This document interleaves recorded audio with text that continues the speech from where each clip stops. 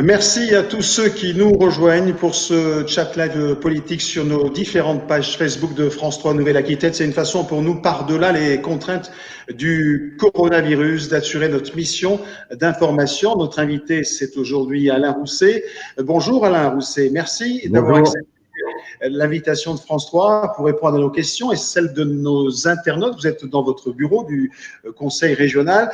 On sera aussi avec Sandrine Papin qui va remonter ces questions de nos internautes. Sandrine, que je vois bien installée elle aussi à son domicile. Tout au long de cette émission, donc Sandrine, vous nous ferez remonter les questions des internautes. On va décliner cette mission ou cet entretien plutôt, Alain Rousset, en trois parties. Et pour commencer, évidemment, les conséquences économiques de cette crise du coronavirus. Mais avant cela, je voudrais qu'on revienne 2 secondes sur l'aspect un peu sanitaire, puisque l'Agence régionale de santé livre ses chiffres tous les jours. Après 5 jours de déconfinement, Alain Rousset, les indicateurs sont plutôt bons. La pandémie progresse très peu et au fond, c'est une bonne nouvelle. C'est une bonne nouvelle, mais en même temps, il faut toujours être très prudent. 1,1% de la population de Nouvelle-Aquitaine serait concernée par l'épidémie. On a toujours quelques personnes qui rentrent après que leur cas ait été avéré. Encore trop de personnes qui sont en phase de réanimation, même si ceux qui sortent sont plus nombreux. Mais en tout cas, il faut que cette période de déconfinement progressive soit une période d'apprentissage culturel, civique, citoyen, de la nouvelle façon de se procéder, de se protéger, et de protéger l'autre. Et l'on sait que c'est le port du masque systématique qui est la vraie barrière. Alors, merci pour cette précision, Alain Rousset. Au-delà de ce point sanitaire, le grand défi aujourd'hui, c'est évidemment de relancer la mécanique avec évidemment l'urgence du secteur touristique, puisque c'est demain, la saison va recommencer. Le gouvernement a voté une enveloppe de 18 milliards. Alain Rousset, c'est conséquent, c'est un plan massif. Vous attendiez une telle somme? La somme correspond au poids en termes d'emploi et d'activité économique. Pour nous, en Nouvelle-Aquitaine, c'est 18 milliards d'euros de chiffre d'affaires, c'est 400 000 emplois avec les emplois saisonniers. Ce sont des montants totalement gigantesques. C'est aussi une façon pour la population qui a été confinée de respirer dans tous les sens du terme. Donc, il fallait qu'il y ait cette importance. Moi, je suis attentif à 2 points en dehors de l'ouverture des plages, de l'ouverture des centres de loisirs, etc. D'abord, sur l'apport en fonds propres à l'égard des entreprises et des associations du monde du tourisme. Deuxièmement, attentif aux saisonniers, plusieurs centaines de milliers d'emplois aussi.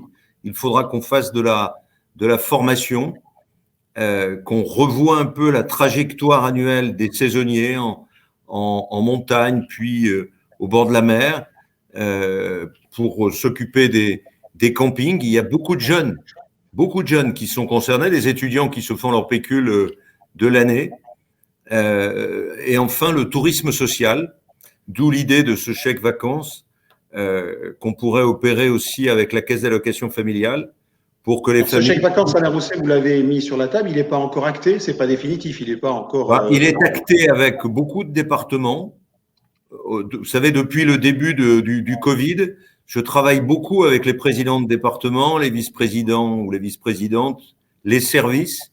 On essaye d'être un peu le grand frère des collectivités territoriales pour essayer de coélaborer avec elles, et notamment les départements, les agglomérations, les intercommunalités, de coélaborer avec elles un certain nombre de dispositifs sur le plan de la solidarité et sur le plan de la relance.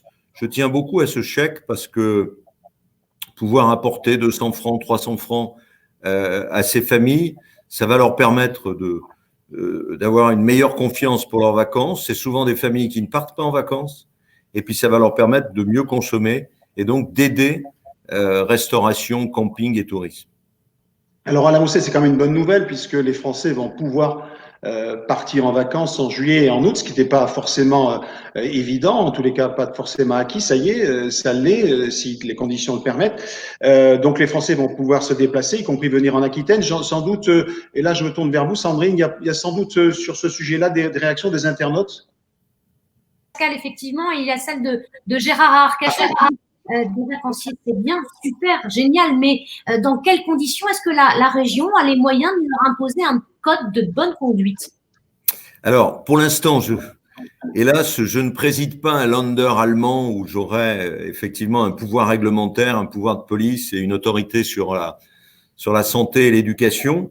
Nous restons dans un système centralisé et je crois que le dialogue entre les maires et les préfets devraient régler ce problème. Ce que nous faisons, nous, au niveau de la région, avec une structure qui s'appelle le GIP, le groupement d'intérêt public littoral, c'est de proposer aux services de l'État une analyse précise des règles, des protocoles d'arrivée. Ensuite, on travaille avec la SNCF pour avoir des dépistages d'éventuels porteurs de ce virus et pouvoir les mettre en quarantaine le mieux possible. Alors là, on sait que l'ouverture aussi des cafés, des restaurants, c'est une condition majeure, capitale pour réussir une saison touristique. Alors cette ouverture, elle devrait être annoncée pour le 2 juin, sous réserve là encore. Les Espagnols ont déjà ouvert leur restaurant, leur café. Est-ce qu'on tarde, à votre avis, à le faire? Est-ce qu'il faudrait l'avancer éventuellement? Et est-ce qu'on va pouvoir le faire dans des conditions, j'allais dire, financièrement viables pour les professionnels, avec les contraintes que ça impose, évidemment? Alors la contrainte aujourd'hui qui semble la plus difficile à dépasser par les cafés-restaurants, c'est la contrainte de ces 4 mètres. Donc il faut qu'on regarde les expériences en Allemagne, en Espagne, pour voir un peu, avoir un retour d'expérience, parce que tout le monde se regarde. Il ne faut pas réinventer le fil à couper le beurre ou l'eau tiède. Il y a un travail à faire de comparaison.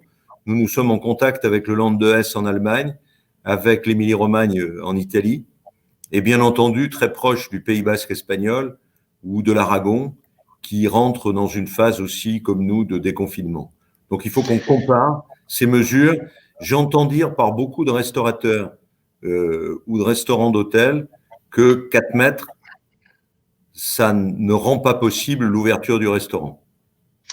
Sandrine, justement, sur cette question de la réouverture des cafés et des restaurants, est-ce que les internautes sont prolixes? Est-ce qu'il y a des questions particulières?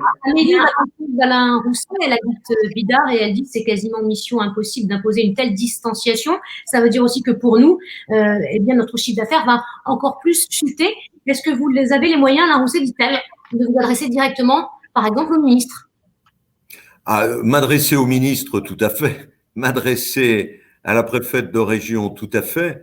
Le problème, c'est que c'est pas moi qui décide, mais je peux faire remonter ce type de problématique. Vous savez, il y a une autre problématique que l'on connaît bien dans les transports collectifs, puisqu'on en gère beaucoup, c'est la problématique de la barrière physique. Est-ce que le port du masque n'est pas plus important, le Danemark l'a expérimenté, n'est pas plus important que la distanciation physique? Je crois que si on veut vraiment protéger nos concitoyens, c'est le port du masque. Alors, bien entendu, pour un restaurant, on ne peut pas porter le masque et manger. Ça, c'est sûr.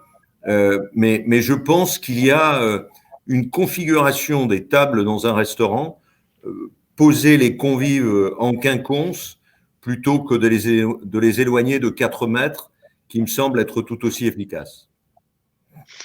Alors, Alain Rousset, on parle évidemment des restaurateurs, des cafés, mais il y a évidemment des lieux qui sont emblématiques dans la région. Je pense au Futuroscope, à la grotte de Lascaux, à La Rochelle. Est-ce que ces lieux, ils vont ouvrir et qui peut prendre la décision aujourd'hui, Alain Rousset? À la fois la présentation d'un protocole par le dirigeant ou la dirigeante de l'organisme, de l'aquarium de La Rochelle, du Futuroscope, de Lascaux, de Biarritz, bien entendu, le maire et le préfet. Mais je pense que pour des structures comme les aquariums, comme le Futuroscope ou l'ASCO, tout ça peut se faire en mode dégradé, certes. On ne pourra pas avoir une masse de touristes ou de visiteurs qui viendront, mais on doit pouvoir trouver des moyens. Ça doit se faire dans le dialogue, dans la confiance et dans l'appel à la responsabilité des personnes. Encore une fois, port du masque, port du masque, port du masque. Alors, Alain Rosset, c'est une saison qui s'annonce malgré tout tronquée, puisque il y a beaucoup de festivités qui n'auront pas lieu, des festivals n'auront pas lieu. On sait que les étrangers ne pourront sans doute pas venir, et l'Aquitaine est la première destination pour les visiteurs étrangers. Est-ce que, à votre avis, cette saison, on peut quand même la sauver malgré toutes ces contraintes? En tout cas, il faut absolument qu'en dehors de ce que l'on appelle la monnaie hélicoptère de la région ou de l'État, surtout de l'État, bien entendu, par sa puissance de feu, il faut qu'il y ait une activité qui redémarre. Pour plein de raisons. Des raisons de morale globale, de retour de la confiance de nos concitoyens face à ce virus qui est extrêmement anxiogène, avec en même temps un salut particulier à faire aux équipes médicales, parce que avec les saignées successives de l'hôpital en nombre de lits, en nombre de postes, en moyens de fonctionnement, c'est quand même le médecin, l'infirmière, le spécialiste qui a sauvé notre pays de cette pandémie. Donc, il ne faut pas oublier que les décisions réelles, les plus efficaces, elles se prennent sur le terrain et elles se prennent pas d'en haut. Oui, on y viendra d'ailleurs, Alain Rousset, dans la dernière partie de cet entretien, justement, sur l'après-coronavirus. En tout cas, je termine la réponse à votre question. Il faut impérativement que les choses repartent. Et que les choses repartent pas forcément par un ascenseur, mais par l'escalier, si j'ose utiliser cette image. Comment j'expérimente le déconfinement dans les semaines et les mois qui viennent pour faire réussir la saison. Peut-être qu'il faudra d'ailleurs aussi, et peut-être que nos concitoyens y pourvoiront, à ce que nous allongions cette saison, classiquement qui se termine de plus en plus vers le 15 août et qui pourrait se terminer en septembre. Alors, Alain Rousset, la région a mis 73 millions sur la table, une enveloppe qui a été gonflée d'ailleurs parce qu'elle était à 50 millions au départ. On sait que cette crise, elle va durer évidemment après la saison touristique. On nous promet une rentrée difficile, Alain Rousset. Justement, sur cette question de la rentrée, Sandrine, est-ce qu'il y a des inquiétudes déjà manifestées de nos internautes?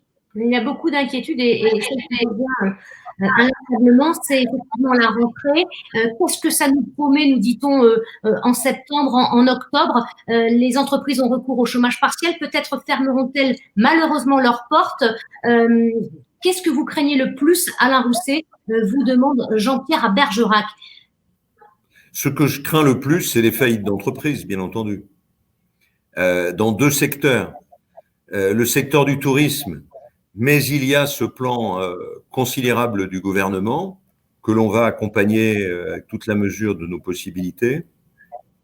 La sous-traitance aéronautique aussi, pour plusieurs raisons, parce que il y a de très petites entreprises qui n'ont qu'un seul client et qui ont un rapport entre le fonds propre, leur fonds propre et leur dette qui est très déséquilibré. D'où la nécessité de renforcer les fonds propres, les capitaux propres des entreprises. Et la région est en train de s'engager dans une grande réflexion avec les opérateurs qui pourraient nous accompagner ou porter un certain nombre de politiques, que ce soit les banques, que ce soit nos propres fonds, l'idée d'avoir des fonds de relance pour pouvoir faire en sorte que cette sous-traitance aéronautique puisse se consolider autour d'entreprises de taille intermédiaire ou de PME importante. Il y a des décisions courageuses sûrement à prendre. Il faut que les grands groupes aussi soient très attentifs à leur filière. Je ne voudrais pas qu'il y ait des pépites dans tous ces domaines, que ce soit dans les domaines du tourisme, dans les domaines de l'aéronautique, qui soient rachetés par des fonds vautours, qui piquent, pour parler trivialement, la clientèle, qui piquent l'originalité ou les compétences de ces structures. Donc, on va être très attentif avec tout le cœur et le cœur des intervenants pour sauver l'emploi industriel. Il y a un deuxième point, et l'emploi dans le domaine du tourisme. Il y a un deuxième point qui est important, c'est comment reconquiert-on ce qui est parti malheureusement en Chine ou en Inde. Il ne s'agit pas de perturber ces pays qui ont leurs propres difficultés, mais la Chine… On va y venir, c'est vraiment la dernière partie de votre entretien justement sur l'après et ce qu'on va retenir de cette crise. Mais pour rester justement sur la problématique de la relance économique, il y a aussi un souci des régions qui a été manifesté par le président des régions, c'est au fond les moyens que les régions vont avoir en moins, puisque cette crise, elle impacte directement les ressources des régions en matière de TVA. Alors comment fait-on pour augmenter, si j'ose dire, l'aide et voir ces ressources diminuer? C'est une quadrature du cercle compliquée, Alain Rousset. Alors, premièrement, on est en discussion avec le ministère des Comptes publics pour qu'il nous rassure sur le plan des recettes. Je pense que le gouvernement a bien compris, et même Bercy, pourtant, a bien compris que des régions qui s'effondreraient, qui seraient en incapacité de financer ne serait-ce que ce que nous avons décidé dans le plan d'urgence avec l'État, voire même après pour accompagner la reprise et la relance, serait une catastrophe. Or, on est d'abord dans un système, même si on s'est battu pour avoir des recettes liées à la fiscalité globale, mais cette fiscalité, elle va baisser. Est-ce que l'État n'est pas dans son rôle pour garantir pendant un an ou deux les recettes, même avec une détérioration des régions? Pour la région Nouvelle-Aquitaine, la perte de recettes dès 2020 est de l'ordre de 125 à 150 millions d'euros. Pour l'année prochaine, on estime à 300 millions d'euros. Donc c'est un pourcentage. L'année prochaine, c'est 10% du budget de la région. Donc il est évident qu'on ne pourra pas compter que sur l'endettement. Parce que si on comptait que sur l'endettement, on se retrouverait avec des difficultés pour rembourser l'emprunt, au détriment des politiques actives dont on a besoin en matière de solidarité et de développement économique. Alors là, il y a peut-être un dispositif avec la Caisse des dépôts qui consisterait à avoir un emprunt sur 50 ans, nous permettant de rassurer nos finances. Sandrine, je voudrais venir vers vous sur cette question. J'ai vu quelques, au fond, inquiétudes de nos concitoyens de la région qui se demandaient, au fond, qui allait payer. Est-ce qu'on n'allait pas, au fond, leur faire payer, eux, l'addition au bout du compte? Est-ce que ces inquiétudes se sont manifestées sur notre site, Sandrine? Oui, elle se résume avec la Bernadette à Bordeaux qui nous dit finalement l'argent paraît tomber du ciel, mais à un moment donné, il va bien falloir rembourser tout ça. Qui va payer la note? Est-ce qu'il n'y aura pas d'impôts supplémentaires? Est-ce que finalement, ce n'est pas nous, les contribuables, qui allons devoir payer? Alors, il faut rassurer cette dame. Manifestement, pour elle, rien ne sera changé. Il y a 3 problématiques dans ce problème des ressources. Première problématique est une problématique nationale. Il y a eu depuis le début de ce quinquennat des baisses de fiscalité colossales pour nos concitoyens qui sont les plus riches. Et il y a eu d'ailleurs des réactions extrêmement vertueuses de la part de certains chefs d'entreprise, de leur groupe de dirigeants, de baisser leur rémunération. Je trouve assez indécent qu'il y ait aujourd'hui des versements de dividendes, alors même que nous sommes tous en solidarité. Et que la solidarité, ça s'applique par un système de ruissellement lié à la fiscalité, du plus riche au plus pauvre. Parce qu'on sait que… Ça veut dire que vous faites attention. Attendez, je termine. Une partie de notre richesse nationale et du PIB dépend de la consommation et de la dignité des individus. Sinon, on a tous les ans une révolte des Gilets jaunes qui a un coût social important. Ça, c'est la première réponse. Pour ce qui concerne la région, donc j'appelle le gouvernement à réfléchir et revenir notamment sur ce qu'il a fait sur l'ISF, peut-être avec d'autres dispositifs. Vous savez qu'un des inconvénients de la suppression d'une partie de l'ISF a été de priver les entreprises notamment les startups, d'1 milliard d'euros d'appui en fonds propres. Deuxième. On a bien compris, Alain Rousset, mais en ce qui concerne la région, est-ce que vous allez conditionner les aides que vous donnerez justement à cette obligation de... Cher Pascal Cagnato, sur la région, j'ai bien compris votre souhait. Nous n'avons pas. Nous n'avons pas sauf sur les cartes grises, mais c'est une partie relativement mineure et ça ne pèse pas sur tout le monde. Nous n'avons pas de marge de manœuvre fiscale. Nous avons une part de la TVA qui a été votée par le Parlement. Nous avons une taxe qui s'appelle la CVAE, qui a été le successeur de la taxe professionnelle, qui a baissé le prélèvement sur les entreprises, et c'était normal, mais qui est fixée au niveau national, sur lequel notre seule dynamique est la réussite économique d'une région. Et là où ça me fait deuil, c'est que les difficultés économiques aujourd'hui vont nous faire baisser les ressources qui iraient demain à la recherche, à l'innovation et au développement comme à la solidarité. Un nouvel impôt. Le seul nouvel impôt auquel on peut penser serait lié à la pollution et à l'environnement. Et je plaide effectivement pour, comme dans d'autres pays,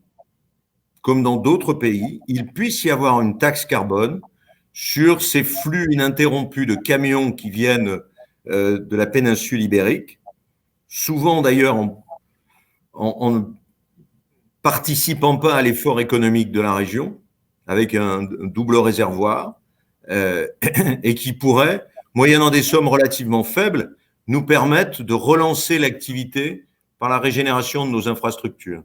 Donc cette dame n'est pas du tout concernée par ce type de fiscalité. Vous avez impacté un peu ce que ça pourrait rapporter, cette taxe pour la région, une taxe... Non. Aujourd'hui, je l'ai pas, mais on est passé à côté. Vous savez, il y a eu le mouvement des bonnets rouges en Bretagne. Et à la différence des autres pays, on est passé à côté de cette taxe, qui est une taxe qui est vertueuse par rapport à la circulation internationale des poids lourds, même si il faut réfléchir plutôt à une vignette qu'à une taxe, comme en Suisse. Et regardez la Suisse, les moyens qu'elle met pour régénérer ses routes et ses voies ferroviaires. Regardez l'impact des 12 000 camions qui franchissent la grande région tous les jours, dans tous les sens. C'est la partie la plus polluée de la région, en particules fines, avec les problèmes de santé que cela apporte aux habitants. Donc là, je ne peux pas dire, mais en tout cas, c'est des sommes qui seraient très utiles, quelques dizaines de millions d'euros, qui seraient très utiles pour poursuivre la régénération des voies ferroviaires.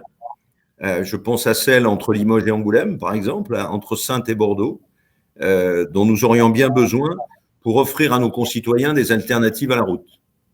Bien, on va aborder la deuxième partie de cet entretien, Alain Rousset, consacré, on a souhaité le consacrer à la jeunesse et à l'éducation, puisque on sait que c'est beaucoup les jeunes qui, surtout à la rentrée, vont être impactés par le rebond économique. Et donc, on va peut-être commencer, Sandrine, par une question sur cette inquiétude, une question de notre internaute. Oui, question de Sylvie qui habite à La Roche-Posay.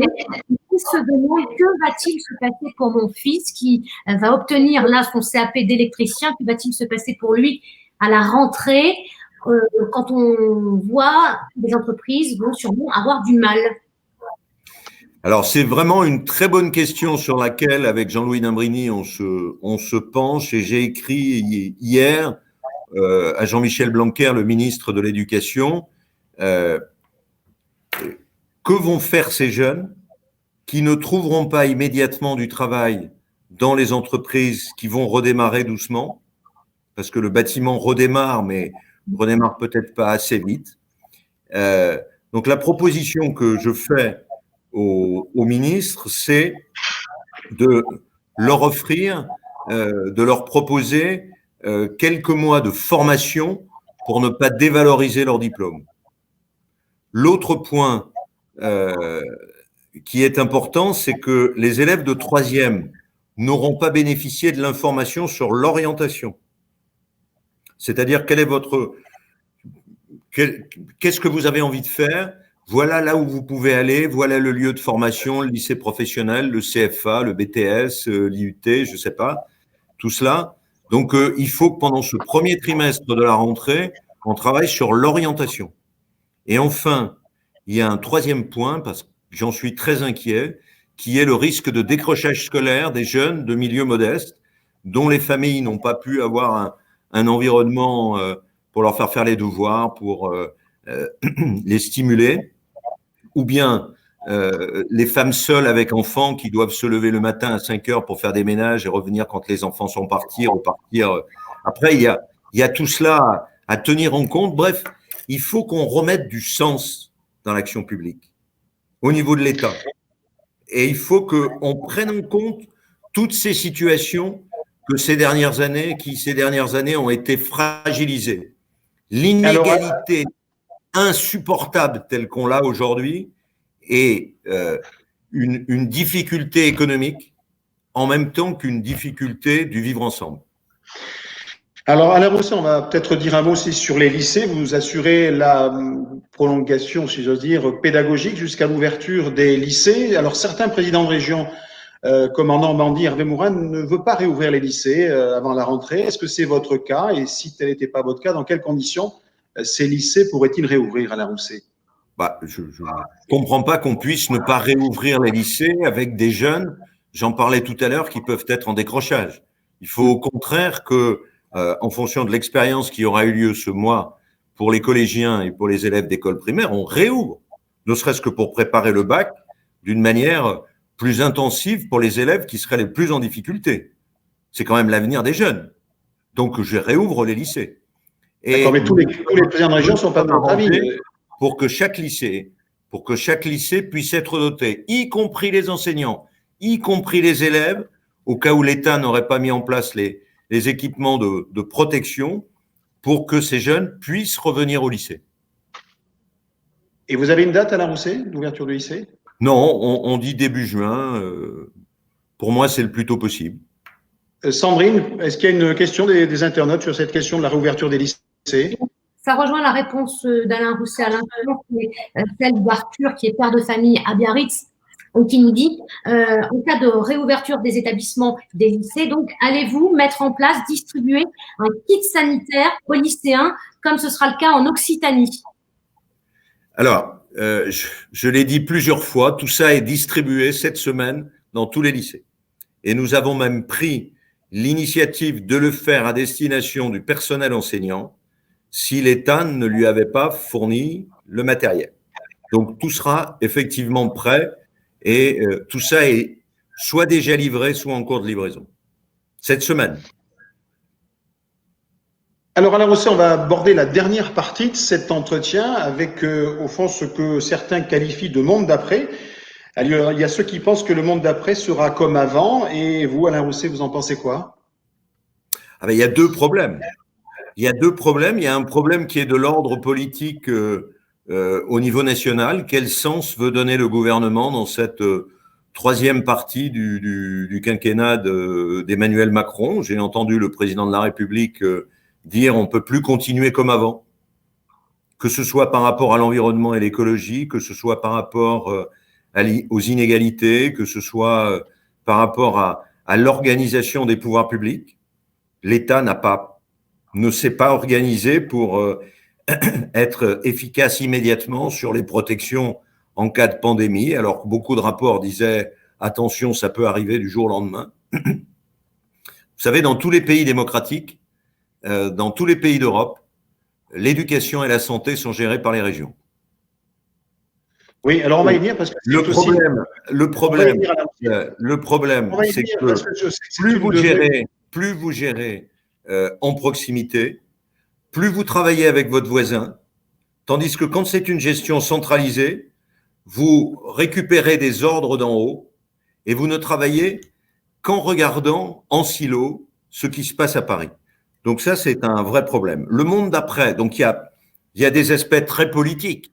Je pourrais m'exprimer là-dessus, je viens un peu de le faire, mais il appartient au gouvernement et à la majorité de s'exprimer et de s'exprimer concrètement. C'est-à-dire que vous demandez un nouvel acte de décentralisation, en quelque sorte, Alain Rousset, après cette… Un acte massif de décentralisation, comme dans les pays d'Europe, pour la santé, pour l'éducation et pour le service public de l'emploi. Alors, Alain Rousset, il y a eu quand même des… Avec le monde de l'entreprise et des organisations syndicales. J'ai présidé hier une conférence sociale avec le monde de l'entreprise et les organisations syndicales.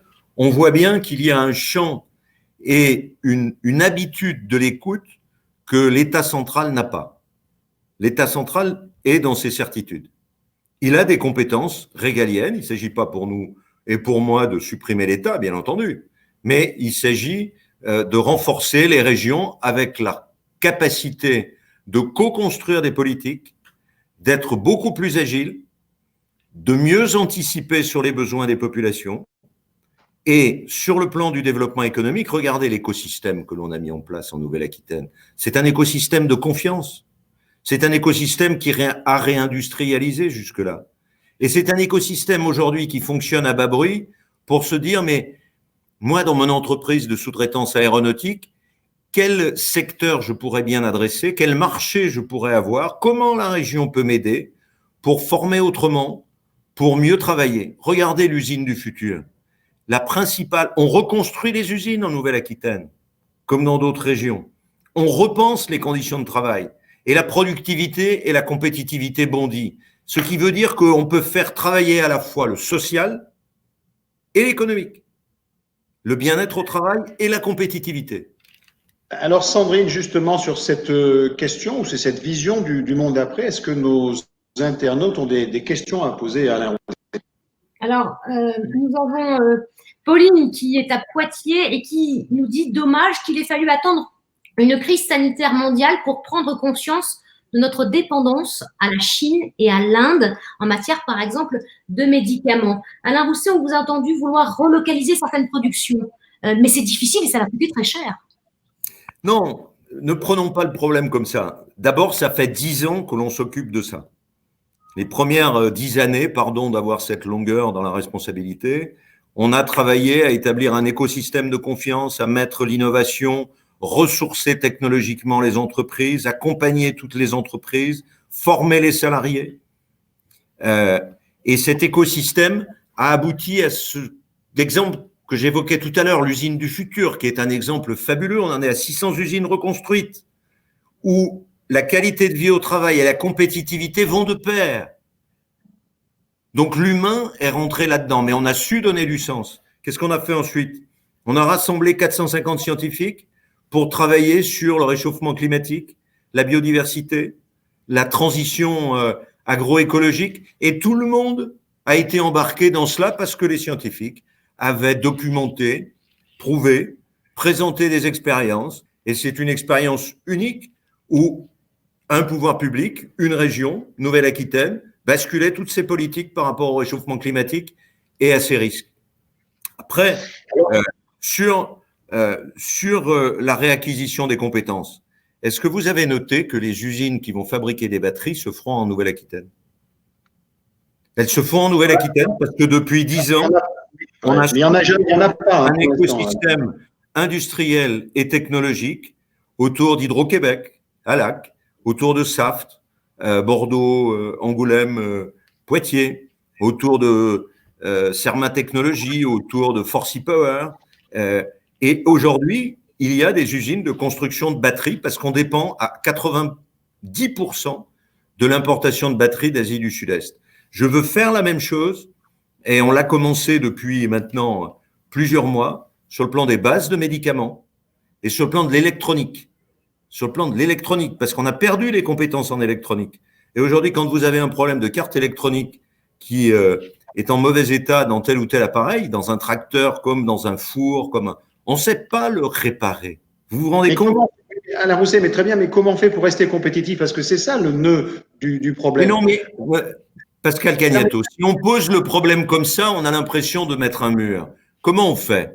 On fait d'abord parce que dans les laboratoires, on a massivement accompagné des recherches qui permettent de faire des ruptures technologiques, qui permettent de numériser, robotiser, changer la relation au travail, le type de production, parce qu'on est en avance de 10 ans, 15 ans sur une technologie. La technologie électronique, elle a changé. Aujourd'hui, il faut bien entendu qu'on mette sur le marché les technologies de demain, pas les technologies d'hier. Et il faut qu'on réacquiert les compétences dans les lycées professionnels, technologiques et dans les universités. Donc, ce qu'il faut, c'est créer un écosystème. Ce que vous disiez, alors, sur le médicament, on a aujourd'hui une école qui travaille sur la formation des biotechnologies, le STBB. Qui est unique en France. On a des laboratoires de recherche. On a des startups biotech qui font des choses magiques. On a des grands de la pharma, Sanofi, UPSA. On a des chimistes, Arkema, Solvay. On a aussi, et je les ai mis en contact avec quelque chose d'assez extraordinaire, avec une entreprise qui s'appelle DRT dans les Landes, pour dérivés résiniques et terpéniques, qui fait des bases de cosmétiques. Leader mondial. Leader mondial, à partir de la résine du pin.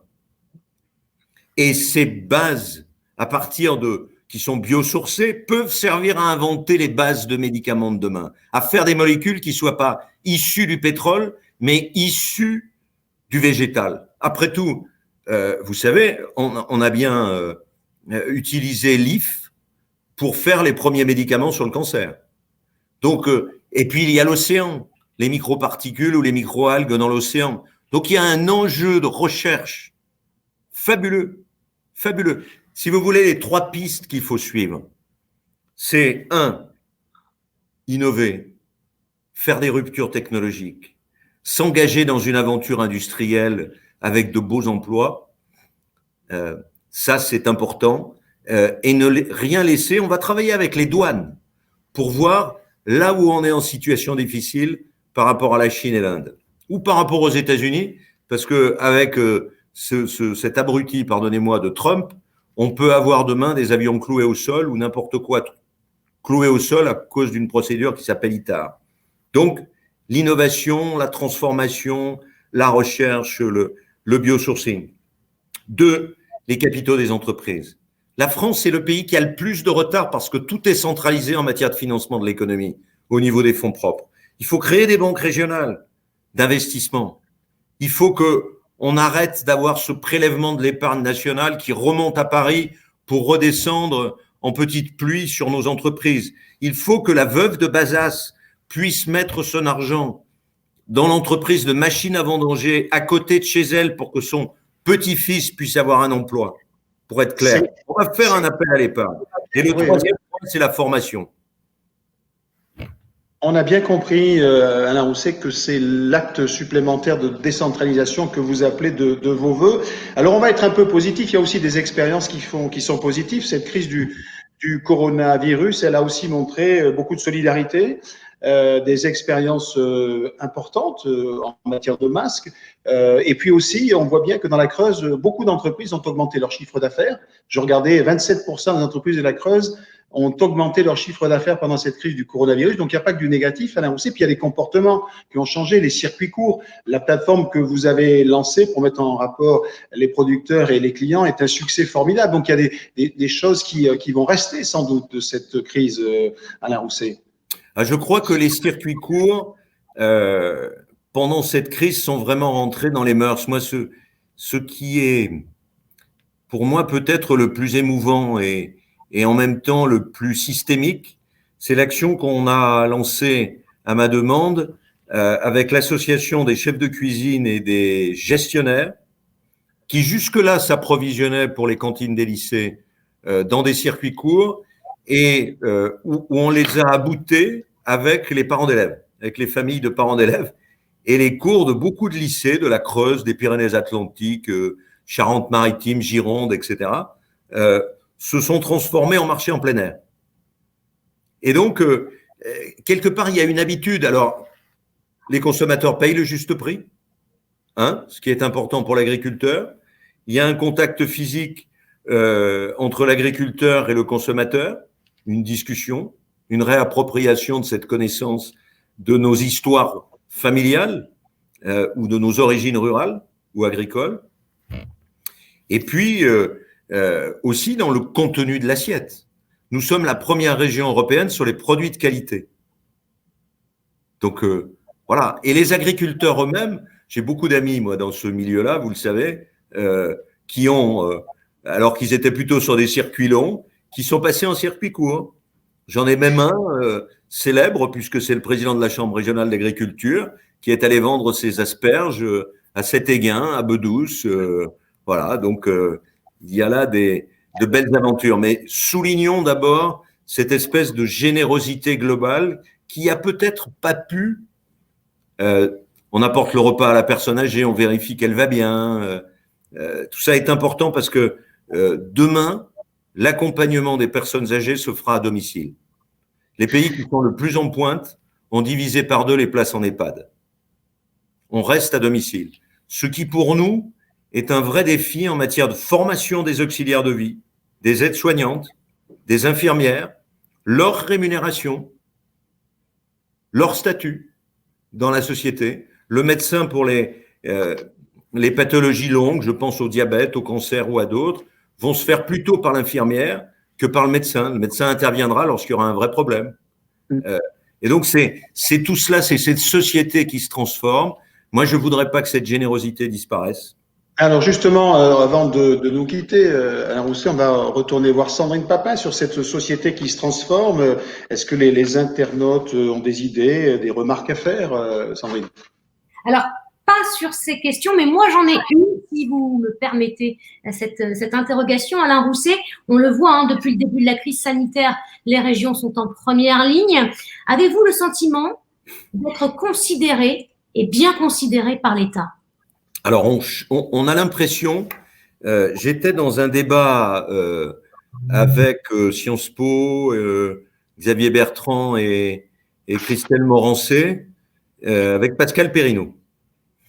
Et quand je lis les grands journaux, on s'aperçoit aujourd'hui que, tiens, les régions, mais aussi les autres collectivités, on se dit finalement, est-ce que la solution, c'est pas de conforter les régions, de conforter, de donner des perspectives aux départements, aux intercommunalités, aux communes? Est-ce que finalement, ce n'est pas sur le terrain, à une échelle cohérente, bien entendu, qu'on peut mener ces politiques de service public, ces politiques actives pour nos entreprises, pour notre recherche, pour notre santé, et qu'on ne serait pas plus efficace que l'État? Parce que l'idéologie qui est entre la Cour des comptes et l'inspection des finances, c'est une idéologie d'attrition.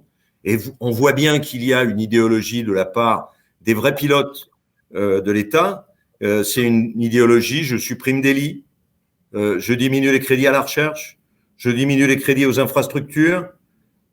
Pourquoi pas privatiser les routes? Parce que ça, je l'ai entendu. Voilà, on est dans un... l'ancien monde, il est là. L'ancien monde, il est là. Parce que s'il n'y avait pas eu les pouvoirs publics, s'il n'y avait pas eu les services publics, la France n'aurait pas tenu. S'il n'y avait pas eu les premiers de corvée, les premiers de corvée, la France n'aurait pas tenu. Si on ne tient pas compte de ce qui s'est passé économiquement, sanitairement, sur le plan de la vie, je pense qu'on va vers de graves problèmes d'explosion sociale. Et aujourd'hui, quand je discute avec les chefs d'entreprise d'Aquitaine, quand je regarde leurs échanges, et vous connaissez ma relation avec eux, ils ont parfaitement compris. Alors, Rousset, il nous reste 2 minutes pour conclure. Vous avez pu remarquer qu'on est tous en télétravail. Vous-même, vous êtes en télétravail peut-être. Combien, au fond, d'agents le sont toujours là du Conseil régional? Est-ce qu'au fond, c'est aussi un des enseignements de cette crise? Vous allez le généraliser, en tous les cas, sans doute peut-être en faire un peu plus? Alors, on en fera un peu plus. On avait commencé déjà, il y avait plusieurs centaines d'agents qui, quelques jours par semaine, pouvaient travailler en télétravail. On est en train d'avoir le retour d'expérience aujourd'hui. Retour télétravail, y compris pour les élus. Nous venons de tenir une commission permanente en visio. Ceci dit, le télétravail n'est pas non plus une panacée globale.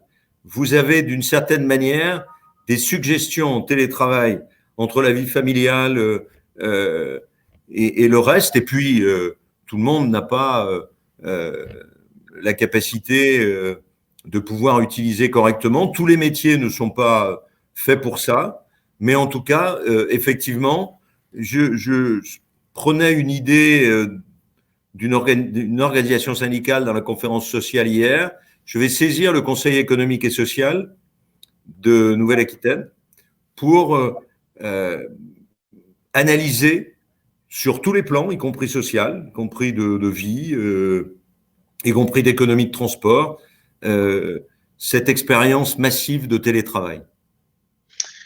Merci beaucoup Alain Rousset d'avoir accepté ce premier chat live politique. Il y en aura un autre vendredi prochain. Je pense que ce sera la préfète de région qui va vous succéder. Alain Rousset, je voudrais remercier aussi Sandrine Papin qui était chez elle et qui a relayé les questions des internautes. Et je vous donne rendez-vous à vendredi prochain pour un nouveau chat live politique sur nos pages Facebook France 3 Nouvelle-Aquitaine. Merci, à bientôt. Merci.